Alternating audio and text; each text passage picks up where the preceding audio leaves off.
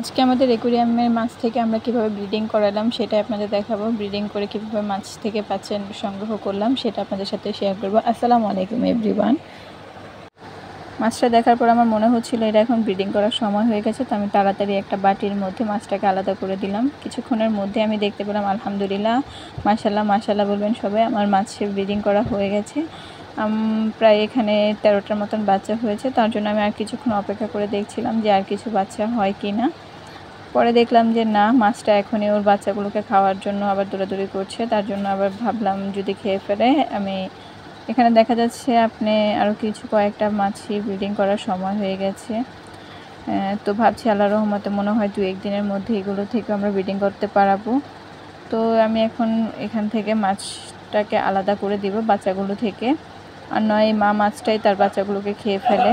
এই মাছগুলোর যে কী সমস্যা এটা আমি নিজেও বুঝি না, মাছগুলো কেন ওর বাচ্চাগুলোকে খেয়ে ফেলে। তো এটা আমি একটু ধীরে সুস্থে করছিলাম, যে যেহেতু মাছের বাচ্চাগুলো আছে এগুলো যেন কোনো ক্ষতি না হয়ে যায়। এটার পর আস্তে আস্তে আমি মাছটাকে ধরে এখানে মাছটাকে ছেড়ে দিলাম। এখন আমি ছোট মাছগুলোকে খাবার দিব। এদেরকে খাবার দেওয়ার জন্য আমি নিয়েছি ব্রাংশিম। এই খাবারটা ছোট বাচ্চা মাছের জন্য উপযোগী বেশি, তার জন্য এই ব্রাংশিম খাবারটা আমি মাছের বাচ্চাকে দিচ্ছি। যেহেতু আমার আগে করা হয়েছিল ব্রাংশিমের খাবারটা প্রস্তুত, তো এখানে আমি ব্রাংশিম খাবারটাই দিয়ে দিলাম। যারা যারা আমার ভিডিওটা দেখেন, যাদের ভালো লাগে please please please like comment করবেন এবং সাবস্ক্রাইব করবেন।